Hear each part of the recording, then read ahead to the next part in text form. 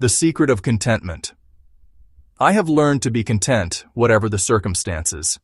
I know what it is to be in need, and I know what it is to have plenty. I have learned the secret of being content in any and every situation, whether well-fed or hungry, whether living in plenty or in want. I can do all this through Him who gives me strength. We live in a world that constantly says, you need more money, more success, more likes, more recognition. But Paul writes something different. I have learned to be content. That means contentment is not automatic. It's learned. It doesn't come from having everything, but from trusting the one who provides everything. Contentment is a quiet satisfaction that comes from knowing God is enough. It's not laziness or lack of ambition, but peace in the middle of change. The world says, if I get more, I'll be happy. God says, if you trust me, you have what you need. Hebrews 13:5 says to be content with what you have, because God has said, never will I leave you, never will I forsake you. True contentment is knowing that if all else is taken away, you still have Jesus, and Jesus is enough.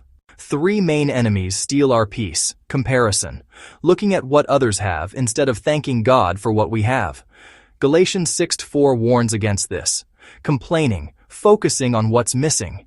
The Israelites complained in the wilderness even though God provided daily bread. Covetousness, wanting what others possess, as forbidden in Exodus 20:17. These attitudes rob us of gratitude and blind us to God's daily provision. Paul said, I have learned the secret. That means contentment grows through experience and trust. When you have little, you learn that God provides. When you have plenty, you learn that things can't satisfy the soul. 1 Timothy 6:6. Godliness with contentment is great gain. Every season, whether rich or poor, healthy or struggling, becomes a classroom where God teaches us that He is our source, not our circumstances. Paul's secret wasn't positive thinking. It was Christ's strength. I can do all things through Christ who gives me strength.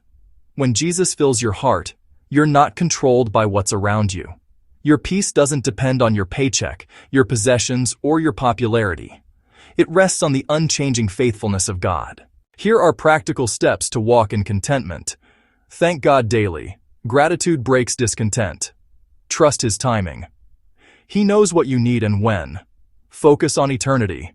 Temporary things fade, but God's promises remain. Be generous. Giving loosens greed's grip. Rest in God's provision. If He feeds the birds, He'll care for you. Matthew 6:26. Contentment is not having everything you want. It's wanting nothing more than God Himself. Let the words of Psalm 23:1 echo in your heart. The Lord is my shepherd, I shall not want.